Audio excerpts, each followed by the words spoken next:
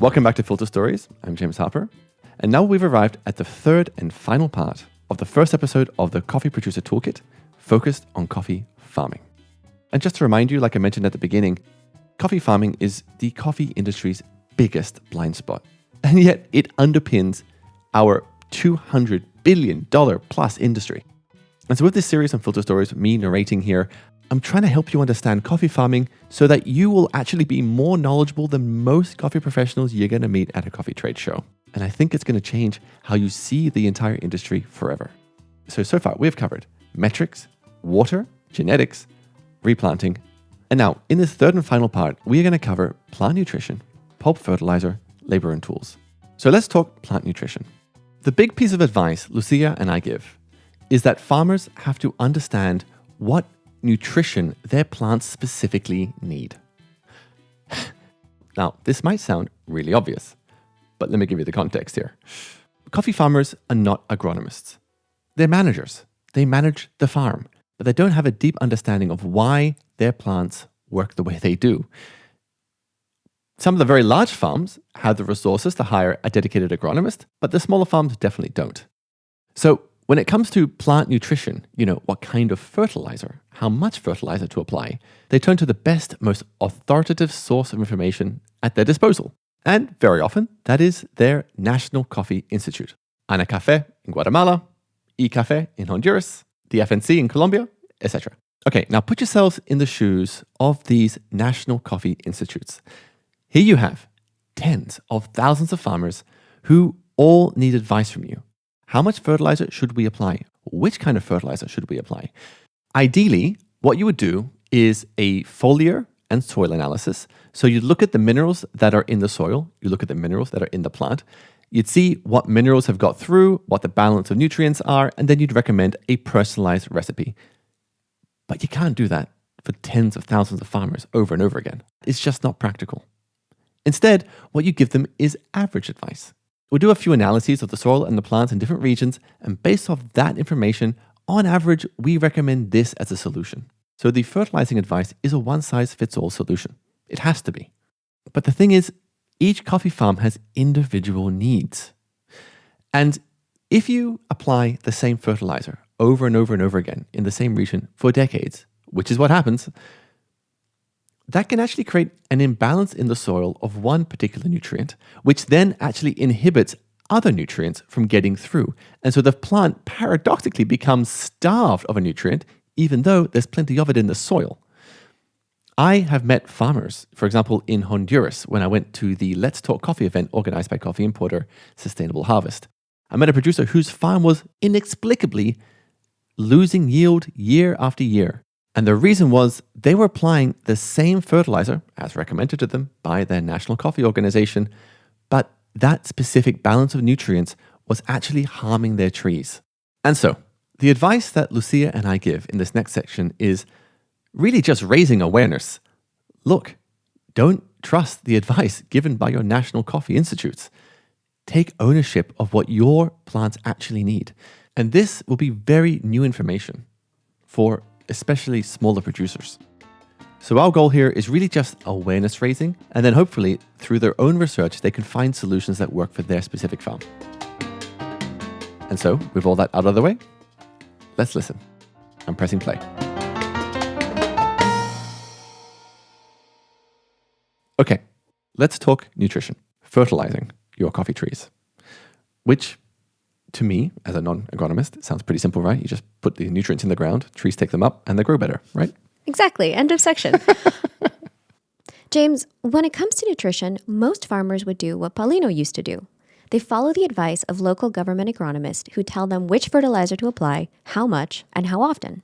Bueno, lo tradicional de la zona era anteriormente fertilizar si acaso una o dos veces al año. And this kind of guidance has been handed out for years by coffee organizations all around the world. But there's a very big problem with it. The advice they're offering is average advice. It's a one-size-fits-all recommendation. But in practice, that means it doesn't fit anyone's farm particularly well. Y resulta que el promedio para mi finca es fatal. Lalo goes so far to say that this advice can even be fatal. What both Lalo and Sam strongly believe is that there is enormous value in understanding your own soil and running your own analysis and figuring out what your specific trees actually need. And when you get that right, the improvements can be enormous to your plant's health and yields. Sam shared with us a story that shows exactly why getting your nutrition right for your specific farm can make a huge difference to your profitability. Yes, and in the story, Sam mentions NPK. NPK stands for nitrogen, phosphorus, and potassium. They are the three core nutrients that plants need to grow, and they are the building blocks of most fertilizers. There's one farm I can think of where they were basically for decades applying these rates of NPK and essentially saw like huge drop off in production, huge increase in disease and pest incidents. And, we're basically at a point where they weren't sure if they could continue to farm economically. So we took a soil analysis and did a whole kind of farm diagnostic and assessment and saw that really the bottlenecks in the system were not due to a lack of nitrogen, for example. So what we did is we did a more holistic integrated amending approach where we balanced out all of the minerals in the soil that we were able to test for. So calcium, magnesium, we're looking at all the trace minerals as well and got them more balanced out in the right ratios to each other. So we're not creating antagonisms where an excess of one blocks the uptake of another. And we did this over time and we pulled back eventually 100% on the nitrogen applications. So we stopped applying the synthetic nitrogen that had been recommended for decades. And we did another type of analysis where we're looking at the nutrients in the plant sap and the tissue. And every year for the past 7 years, the ranges of nitrogen have been in the ideal range without the application of synthetic nitrogen. So that just goes to show that they were over-applying for years and years and years without knowing. So the farm in Sam's story was in decline. Yields were falling, profitability was sliding, and the root cause was simple. By following only the generic advice handed down from national coffee organizations, the farm had been failing to meet its plant-specific nutritional needs for years, and the result was a financially unprofitable farm. It was kind of ironic that adding the nitrogen was causing the trees to be sick, and when they stopped over-applying nitrogen, the trees were actually able to better resist the pests and diseases that were plaguing them. Okay, so now we're going to cover practically what you can do to get a better handle on your plant-specific nutritional needs. Lalo's starting point is 2 tests. Con un análisis de suelo. La otra cosa que es esencial es tomar análisis foliares también. A soil test and a foliar test. If you're unfamiliar, a soil test is literally just taking a sample of the soil at the base of the coffee tree, and then you send that to a lab, and they will tell you what nutrients you have in your soil, versus a foliar test is when you take a leaf from one of the coffee trees, and then you send that to the lab, and they'll break it down for you, and then they'll tell you what specific nutrients your plant might be deficient in. Now, in Latin America, a soil and foliar analysis might cost you somewhere between $150 and $400. We also want to be clear that this is actually a different test from another test you might be familiar with, the circular chromatography test, where you put an extract of soil in the middle of some treated paper and it slowly migrates outwards, creating these feathery ring patterns. That test reveals the soil's vitality, how biologically alive it is, but it doesn't give you mineral numbers, and that's what you need. And that's what soil and foliar analyses give you, those precise numbers. Now, when you do these tests and you get back the results, you might see that your soil is actually not deficient in any minerals, that it has plenty of them. But don't be fooled, because just because a mineral exists in the soil, it doesn't mean that the mineral is actually making its way up into the plant. Desafortunadamente, la translocación de nutrientes no es lineal. Lalo explains that there are many situations where the plant itself is lacking a specific nutrient, and yet, paradoxically, the soil has plenty of it. So the problem isn't a shortage of a nutrient, it's an imbalance of nutrients. He gave us the example of potassium. Si en tu análisis foliar te falta potasio, no necesariamente significa que en el suelo falte potasio. If your foliar analysis shows that your plants are deficient in potassium, your instinct might be to apply more potassium. But by also doing a soil analysis, that would reveal that there's already enough potassium in the soil. And the real issue is that potassium is being blocked by an imbalance of calcium or magnesium. Without these tests, you would never know. Y realmente lo que está limitando el potasio es el calcio o el magnesio o el desbalance entre nutrientes. So it's kind of like, sending a package and the UPS man keeps sending the package, but it's just left at the door and no one is receiving the package. So just because something is being delivered doesn't mean it's actually being accepted. And the balance of minerals is what matters because it tells us what a plant can digest. Now, from Lalo's experience, he also sees that the pH of the soil could be the thing that's stopping the plant from absorbing the nutrients from the soil. pH is really important because it affects what the plant can absorb. So the pH is maybe the lock that lets you open the door and actually receive the packages that the mailman is delivering. Y aquí es importante saber qué está buscando uno. So this now brings us to what kind of soil analysis you should actually be looking for. Many coffee institutes and agencies offer free soil analyses. But Lalo warns that these tend to be limited. They cover the obvious nutrients like nitrogen and potassium. Sin embargo, hay otras partes que son casi más importantes. But there are other measurements he considers even more important. The soil's pH, its cation exchange capacity, and its base saturation. These factors determine whether the plant can actually absorb the nutrients that are already there in the soil. So, when you're looking for a lab to do a soil analysis, make sure it covers those other nutrients too, not just the major nutrients. Por ejemplo, la parte del pH, la parte del intercambio catiónico y la parte de saturación de bases, yo la encuentro más importante que los nutrientes. Now, Lucia, I can imagine that many listeners, when they hear terms such as base saturation, cation exchange capacity, not to mention the names and functions of the maybe 70 nutrients that Sam Knowlton estimates plants actually need to thrive, this is extremely complex information. How can a producer wrap their heads around this very complex information they're going to get back from these testing labs? A listener may be thinking to themselves, is there maybe like one thing I should pay attention to more than any other thing? Well, listeners, Lalo has advice for us on this front as well. He has a very sobering saying. Me gusta una frase que digo, es bien sencillo, no lo es. Es bien sencillo, no lo es. Yes, actually, Lalo said that exact same phrase to me the first time I met him quite a few years ago in Honduras. Understanding soil biology is really simple. It's not. It's just not simple. It's extremely complex and dynamic. And we have this tendency for linear thinking. We're a culture to linear thinking, not only as humans, but also with our scientific culture. And so we always want to mean, like, what is the one thing? And it just doesn't work that way in nature. And I think what we want to emphasize here is that, yes, it is a complex biological system, soil and plant nutrition. And Lalo is making it clear that there are no easy shortcuts. So, the bad news is, James, there's not one thing that you can do to improve all of your farm. But with resources, Lalo, and I think we believe that there are a lot of things that you can learn yourself and educate yourself on some of these topics, and hopefully, get resources to contact other people that can help you. And Lalo has a wider philosophical point. Estamos obligados a responsabilizarnos sobre nuestra actividad. He says, look, if your profession is coffee farming, you need to be an expert agriculturalist.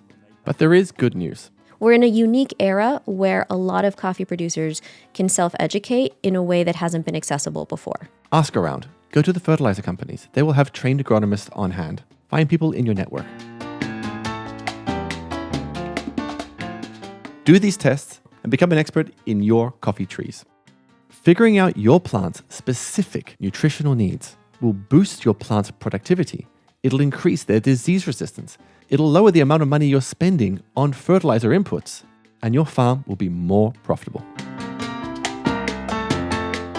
Coming up next, making your own cherry pulp fertilizer, but done well.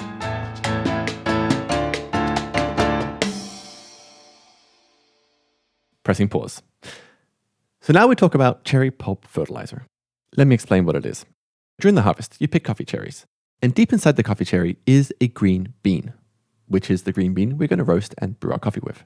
But you have to get rid of all that fruit flesh all around it. It's actually not dissimilar to cherry, from a cherry tree. And it also tastes very sweet and is delicious. I really recommend you try some if you get a chance. Anyway, in the wet mill, producers have to get to the green seed by removing all the fruit flesh. And then they have a problem.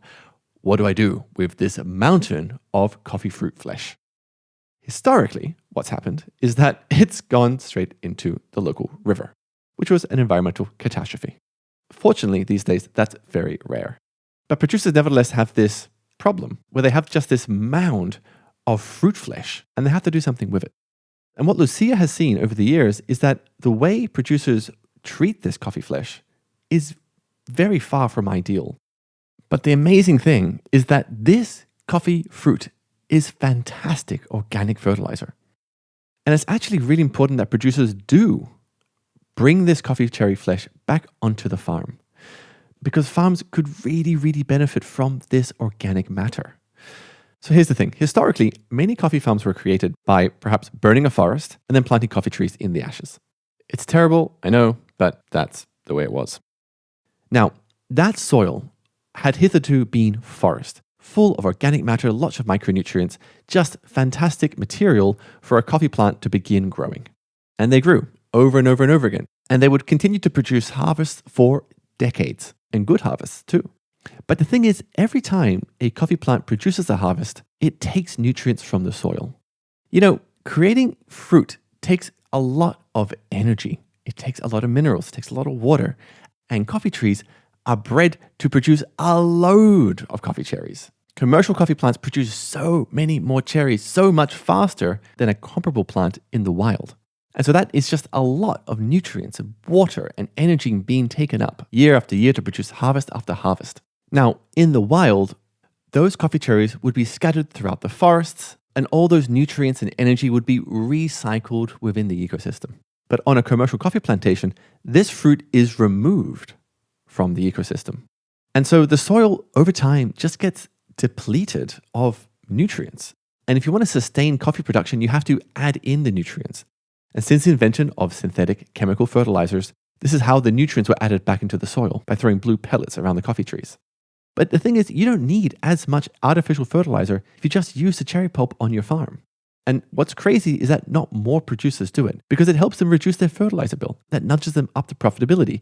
And especially now, when, for example, the Strait of Hormuz is blocked, fertilizer prices have skyrocketed. That is a major cost for farmers. Anything to reduce that cost improves a farm's long-term profitability. So that's what this next section is about. How to properly compost your coffee cherry pulp to turn it into excellent fertilizer. It really is bread and butter stuff. But because Lucia had seen so many instances of it not being done properly, we figured let's just cover it off here. And quick aside, you might be wondering to yourself, is it enough to just use cherry pulp fertilizer? Could a farmer actually not have to spend any money at all on chemical fertilizers if they just recycled their cherry pulp? Well, no. And it really is the same reason as before.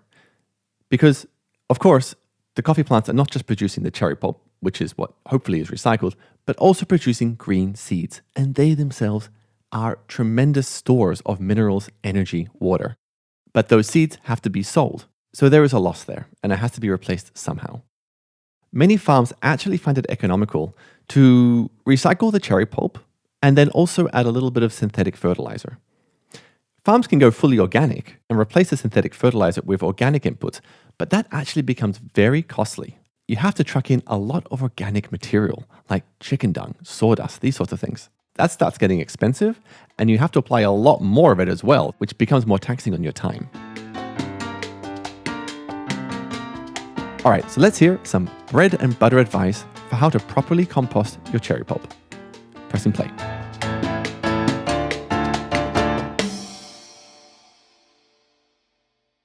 At harvest time, your farm will generate an enormous amount of cherry pulp, and you have to do something with it. You can't do what was done 50 years ago and just dump it into the surrounding waterways. We all know that is catastrophic for the environment. This cherry pulp is an incredibly valuable resource if you know how to use it. When we can break it down and get all of that rich organic matter, it can be really beneficial to your soil. But for most of my visits to coffee farms, I see that this is a very neglected part of the process. Most of the cherry pulp is not handled at all.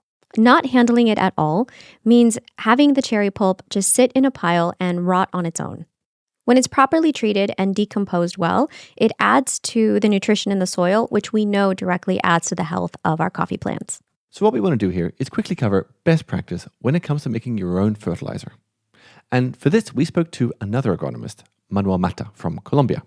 Mi nombre es Manuel Mata. Yo soy ingeniero agrónomo egresado de la Universidad del Magdalena. Manuel has spent much of his career offering agronomic advice to coffee producers across his region near Santa Marta in northern Colombia. One thing that I've seen a lot is that a lot of coffee growers or coffee farmers will take the pulp of the coffee cherry, and you take that coffee pulp and you just put it on the ground at the base of the coffee tree. And maybe you're listening to this and you're thinking, well, I do that. What's wrong with that? Because the logic makes sense. That's what would happen in nature. If there's a tree and you have fruit that isn't picked, it would just fall to the ground and it would be decomposed and recycled back into the tree. Tiene un nivel de acidez muy alto. Manuel explains that the problem with this approach is that coffee cherry pulp is highly acidic. And so if you simply pile it up and leave it under the coffee tree, it's going to change the pH of the surrounding soil. And as we've heard from Lalo, getting your soil's pH right is critical. If your soil is too acidic, your plants are going to struggle to get certain nutrients. El suelo va a cambiar de pH y eso te va a dañar la plantilla. The solution, of course, is composting, breaking down the pulp properly before applying it. And almost all producers who produce specialty coffee do this. But Manuel is clear that how you do it matters enormously. And actually here, there is one simple indicator that you're getting it wrong. Vas a sentir el mal olor. The smell. If your compost pile has a foul, rotten odor, Manuel says the decomposition process is happening incorrectly. Cuando uno siente mal olor es porque la descomposición de la pulpa es de forma incorrecta. A healthy compost shouldn't smell bad. In fact, it shouldn't smell at all. Yeah, in my experience, that rotten smell is incredibly common. And it's been really funny when I've been on some farm visits with clients, and there's also buyers who happen to, coincide with my visits. And I just hear about how much they love that smell because they were associating this decomposed cherry with the harvest and with their trip and, all of these, romantic elements. But really, it's rot. So it's kind of one of the stranger things about origin tourism and specialty coffee. That sign that people find romantic, for me, is actually a sign of mismanagement. So what's going wrong in the compost? Manuel explains that the foul smell is actually coming from the center of the pile, the part that isn't getting enough air. Lo que va a hacer es que ese centro que tú no aireas se descompone y vas a sentir el mal olor. The decomposition happening there is anaerobic, and that's what causes the rot. And so the solution is simple. Turn the pile every couple of days, just physically rotating it. It ensures that the center gets aerated regularly and that the whole pile breaks down correctly. And also, remember to keep it somewhere sheltered, out of direct sun and away from rain. Bajo sombra y que no le caiga lluvia. And a little bit of engineering can also go a long way. Paulino, who we heard from earlier, the Coffee Quest team worked with him to design this simple but effective composting system. En la finca Las Brisas siempre la pulpa de café se deposita a una fosa que está techada. So today, what Paulino does is he deposits his coffee pulp into a covered pit with a slatted floor. That way, the liquid, what he calls honey water, drains away rather than sitting trapped inside the pulp itself. He then collects that liquid and he reapplies it back into the pile. He also turns the pile regularly and also adds liquid microorganisms to accelerate the decomposition. And he knows the process is working because there is no foul smell. Se pierden esos olores. In his case, it takes around 6 months, and then the compost is ready, fully broken down, rich with nutrients that his plants can actually absorb. James, I want to be clear that decomposing the cherry pulp can help subsidize the cost of fertilizer. But if you are really trying to move away from synthetic fertilizers and only use the compost that's produced in your farm, that process is not cheap because it takes a lot more inputs, and a lot of the times producers have to bring in external organic matters, potentially from other farms or other resources. So it can get really expensive to completely replace your fertilizer inputs using only your cherry pulp as a starting material. But what we're trying to say is that it's a really great supplement that can help cut down that bill. And when cherry pulp is untreated, it actually creates a problem. So if we can turn this problem into subsidizing your fertilizer inputs, then that is a cost savings. And so, get your composting right. You'll stop polluting your water and damaging your trees, which is bad for the long-term health of your farm, and instead you can improve the microbiology of your soil.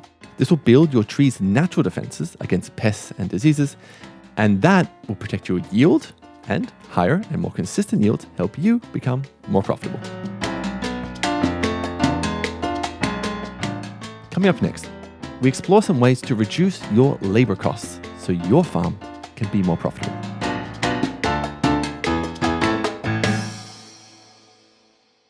Pressing pause. Okay, so this final section of the episode covers labor and tools. Now you might be thinking, this is really obvious. Of course, farms have to think about tools that speed up the job of doing farming. But what's remarkable about the advice we give in this next section is that it's actually very novel advice, especially for smaller producers. As Lucia will explain, for the longest time, many farming communities didn't have to worry about finding efficiencies in their work because labor was always so abundant. There was always someone you could employ to do the job. But a lack of rural labor is now one of the biggest issues facing coffee farmers. There is very little money in coffee farming. And understandably, people don't want to stay in the industry. We have seen enormous urbanization these last 50 years as people move from the countryside into cities. Now, of course, what's interesting is that we have seen this same phenomenon of urbanization also in the global north, in Europe, in North America. And Europe and North American agriculture also has issues with a labor scarcity. And we are very familiar with the two solutions they found. One, tools, the mechanization of agriculture. And in the cases where it's just too difficult to mechanize, solution number two, they bring in labor from neighboring regions that are poorer. So in North America, that's mostly people from Central America. And in Southern Europe, for example, that's people from North Africa. Typically paid very little and treated very poorly. So that's how Europe and America have fixed the problem. And in the Latino farming context, that is also done to some degree. You see it mostly during coffee picking. So if, for example, you have 10 permanent workers on the farm, you might need 10 times that number, 100 people to pick the coffee cherries during the harvest window. And that labor can be migratory labor, right? So it could be indigenous peoples who move country to country. Nicaraguans might travel south to Costa Rica. Finding pickers at the right time is one of the biggest headaches for a coffee farmer, and I have so many stories about it. But a new issue is actually the permanent workforce. These laborers have to live in the community close to the farm because they are needed all year round. But because of a lack of money in coffee farming, very few people want to do the job. They just can't get paid a competitive wage relative to what they could earn in the city. And coffee farmers are very rarely able to import people to do the job because there's very little money in coffee farming, period. If someone's going to migrate anywhere to work, they're probably going to the US where the wages are way higher. So coffee farming has now changed. Abundant labor is now no longer the norm. And because there's very little money in coffee farming, importing labor is not an option. And so Lucia and I think the solution for many coffee producers is to embrace productivity enhancing tools. It might seem really obvious to you, but this is genuinely a novel concept. And this is also the final section of this episode. So I'm not going to press pause again. I'm just going to let the credits roll out. I look forward to speaking with you in the next episode on post-harvest processing. Here we go, pressing play.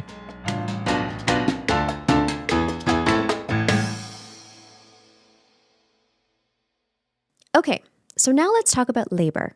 Because labor and the people involved in making coffee, that's getting increasingly scarce. And we really got to hear how big an issue this is when we spoke with Sergio de la Vecchia, a coffee producer in the state of Veracruz, Mexico. Mi nombre es Sergio de la Vecchia. Soy de la finca de la Vecchia, acá en Huatusco, Veracruz, México. His family runs one of the largest coffee farms in the region. And at his scale, during harvest, he employs basically an entire village of people. But because he employs so many people, he feels today's labor scarcity very strongly. Many workers, he says, migrate north to the US and Canada. Nuestra realidad es que ya estamos compitiendo con otros cultivos. And those who stay are increasingly being enticed away to work on other crops. Avocado, chayote, lemon. The pressure has got so severe that Sergio had to scale back his expansion plans entirely, reducing his growth rate by 60% because he simply couldn't find the labor. Lo reducimos el 60% porque nos preocupó la falta de mano de obra. And there it is. There is your lack of profitability as a farm when you cannot even grow as a farm. Because even if you wanted to grow, you can't find the labor. But we don't even have to talk about growth. We can also think about if you just want to operate at your baseline and you don't have the people to do that. I've definitely seen some farms just selling their cherry and not being able to do the next step. Now, in Brazil, almost every coffee farmer is using tools where they can. Lucia, what's the context here for why this is a novel idea outside of Brazil? Because labor has been available historically, there have been a lot of people to work. Efficiencies didn't need to exist. You could just hire somebody or have them work extra time. A lot of farmers aren't used to thinking about how to make the process more efficient because they haven't had to. But now we're in a world where you have to find efficiencies using tools. And that is exactly what Sergio has done. Nosotros hemos tratado de tecnificar un poco las labores culturales. He has tried to mechanize as many aspects of the farm as possible. The harvesting still remains manual. That he can't change because his land is too mountainous. But all the day-to-day non-harvest work, clearing weeds, applying fertilizer, fumigation, pruning, he has mechanized a lot of these tasks and he's been able to reduce his labor needs by around 15%. Con eso yo creo que hemos tenido una reducción del 15% de mano de obra. But James, a producer might think that 15%, that's not a very big difference. Yes, 15% might sound modest. But let's think about what that actually means in practice. On your farm, if you're working a typical 6-day week, a 15% efficiency gain means roughly a full day saved every week. That's 52 days a year. That's getting close to 2 months saved every year. As a producer, ask yourself, what could you do with an extra 2 months of time on your farm? Right. So let's specifically look at the tools you could invest in. For a large producer like Sergio, he's going to want tools that can do very serious volumes. But they can cost a pretty penny. We're talking a battery-powered pruning saw, a motorized sprayer, a mechanized fertilizer spreader, maybe $1,000 all in for these tools per worker. For a farm at Sergio's scale, in such a tight labor market, that investment absolutely makes sense because these tools are designed to get through tens of thousands of coffee trees efficiently. But what if you're a smaller producer? Well, I think in that case, they're definitely overkill. But that doesn't mean smaller producers should ignore the opportunity to find efficiency gains on their farm. If anything, it matters even more when you're small. Without the luxury of hired help, of course, you're doing more of the work yourself or your family's doing the work. Your farm might be so small that you're holding down a second job. So any tool that saves you time and reduces your input costs while delivering the same results is essential.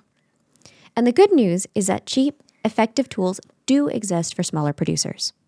So what we're going to do now is walk through 3 areas where tools exist for smaller producers that can dramatically speed up the work of running a coffee farm. The first is applying fertilizer, the second is weeding, and the third is spraying. So let's talk about fertilizing. So when it comes to applying fertilizer, it may not sound like the most complicated job on the farm. The traditional approach is very simple. You strap a sack of fertilizer pellets to your body, you walk the rows, and you bend down at each tree and you scatter the pellets at the base of the tree, one tree at a time. Pretty simple. But this could be done a lot faster and with a lot less effort. There is a tool developed by a company in Colombia called Innovakit, where instead of having to bend down every single time to spread pellets at the base of the tree, this Innovakit tool speeds it up, only $30. It's a simple plastic tube, and there's a flap at the bottom of the tube that disperses the pellets as they fall, spreading them evenly around the base of the tree, rather than landing in a single pile. And I reached out to a producer who actually uses it, Astrid Medina. Mi nombre completo es Astrid Medina. Mi finca está ubicada en el departamento del Tolima, en Colombia. Astrid has about 14 hectares of coffee, and she told me the tool made a real difference because instead of having to bend down every single time at every single tree, now she just walks upright along the rows of coffee trees. Se dispersa muy fácil. It's faster, easier, and doesn't wear her body out. Eso no toca que haga así, sino que uno va paradito, avanzando. Es muy práctico. The founder of Innovakit, Hugo Lopez, he claims using this tool is 4 times faster. And so a job that might have taken 12 days now takes just 3. And we need 12 times. And when farmer use this one, reduce to 3. Wow, 12 to 3 is a massive reduction. It's a fantastic improvement for $30. Okay, so that's fertilizing. Now, another area where you can save a lot of time is when it comes to weeding. My experience, especially in Guatemala and then also having lived and worked in Colombia, what I have seen is a lot of energy and a lot of labor is put into clearing the soil and having completely bare trees. They call it plateando. So you make like a plate around the coffee trees and you completely expose the dirt and get rid of all of the weeds, and there is no ground cover. Right. I would imagine that takes a lot of labor as well to remove all the ground cover from around the trees.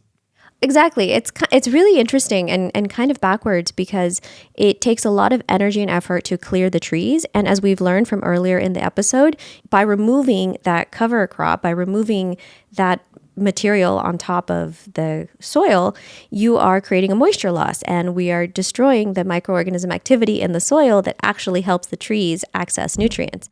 And actually, going back to Paulino Quintero, that's what he was also doing before he started working with the Coffee Quest. Anteriormente se limpiaba y se quedaba el suelo era limpio, lo que se llama limpio ahorita. But the Coffee Quest helped him do a soil chromatography test. And the results suggested to him that he had a lot less organic matter in his soil than he thought. Removing all that organic matter from the base of the trees was actually working against him. El arben se lo corta uno a 5 centímetros, 3 centímetros, entonces no va a quedar para erosionarse.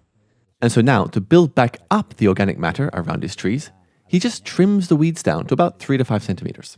Va uno superando esa materia orgánica. With more organic matter in his soil, it helps increase the amount of life in the soil, it improves nutrient uptake, and on a farm as steep as his, it also helps reduce erosion. So we recommend leaving behind the traditional approach where you completely clear the area around the coffee trees in favor of leaving some type of cover crop that allows you to maintain some of that moisture and maintain that organic matter, and instead trim the weeds around the tree a little bit more frequently. And so coming back to labor, actually, Paulino now has to pass through his trees more often with a weed snipper, but it's actually a much faster job than before. So what some farmers are facing is this trade-off. You may have to do a few more passes per year, but those passes could take you less time. And with a weed whacker, it's a relatively quick job. So it's a calculation that I think makes a lot of sense. Okay, so that's weeding. Now, let's talk about spraying. Because there are times, even on a well-managed farm, where even if you're cutting all the weeds down regularly, there might be a plant that's just growing too intensely that you have to hit with some herbicide. Astrid Medina knows this well. She spoke about a particularly bad infestation of stargrass. Sobre todo hay un pasto que se llama pasto estrella. It's very aggressive, hard to eradicate, and it climbs up the coffee trees themselves. Que es muy agresivo.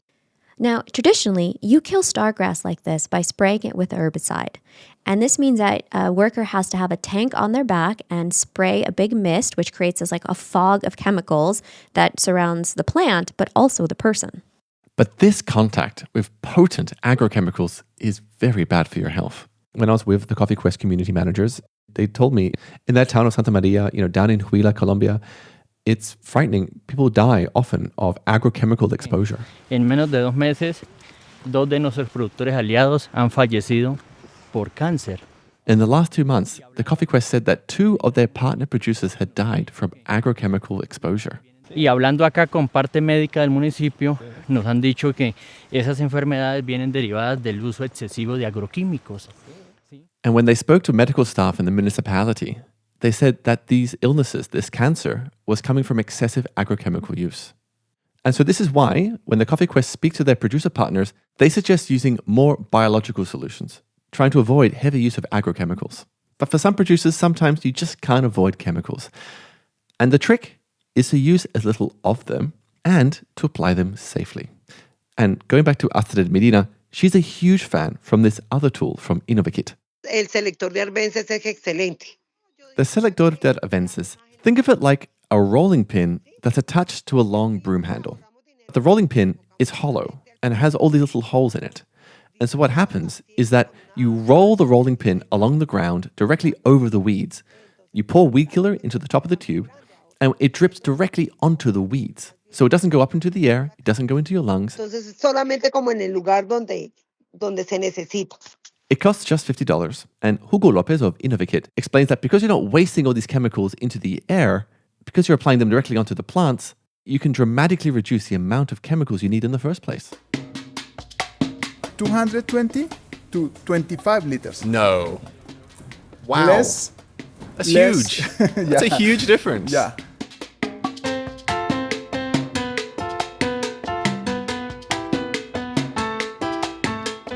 And so, even for small producers, there are ways for you to boost your productivity using very low-cost tools. We strongly recommend them because what you get back is your time, and your time is your most valuable asset.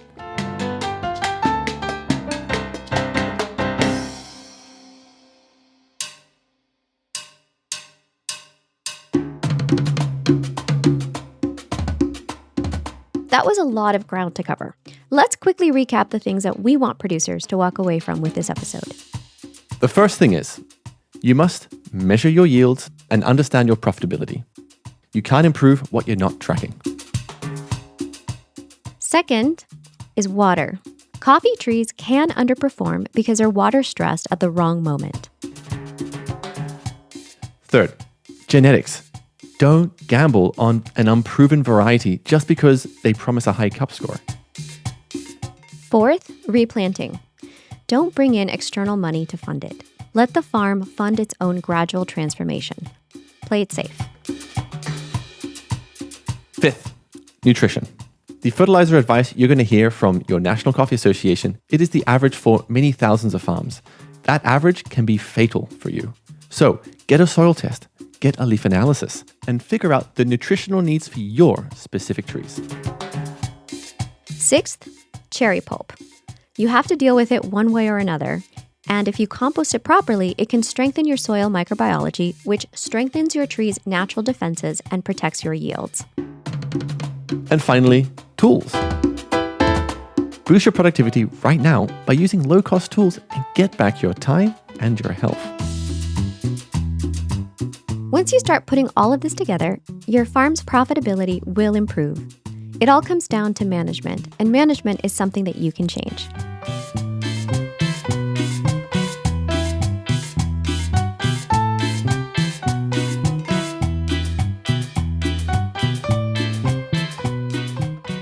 Thanks for hanging out with us in this first episode of Thriving Producer. We're really looking forward to having your company for the rest of the series. If you found this useful, I hope you'll share it. In the show notes, we have links to everything. Many, many resources. Take a look. It's a book down there. And we would have loved to have made this episode much, much longer because there's so much to talk about. So if your curiosity has been piqued, there are many more resources, not just linked in the show notes, but other podcast episodes. For example, I have a whole hour with Lalo on my podcast, Making Coffee with Lucia Solis. We talk more about his philosophy on agronomy, and he gets to be really loose and candid. I have also interviewed Lalo for my podcast, Filter Stories. Lalo explained microbiology very, very well and what it actually takes to make organic farming work as a business. I've also separately made an episode on coffee genetics. We mentioned F1 varieties, and I explore why trying to create climate-resilient varieties takes so long. Find us both on Instagram. James is at Filter Stories Podcast, and I'm at Lucia Solis. But for both of us, a better way to hear what's going on is via our newsletters. On my newsletter, I give updates on the harvest, on what's going on in the farm, and any place that I have coffee available for sale. It's a really great resource also for future fermentation workshops and anything that I'm working on. And on mine, I tell you kind of what documentaries are in the pipeline and what it takes to make a documentary like the one you just heard. This series of Thriving Producer was produced by Lucia Solis, Nick Hafner, and myself, James Harper. And I also made the music. Gracias por su tiempo y nos vemos en el próximo episodio. Thanks for listening. See you next time.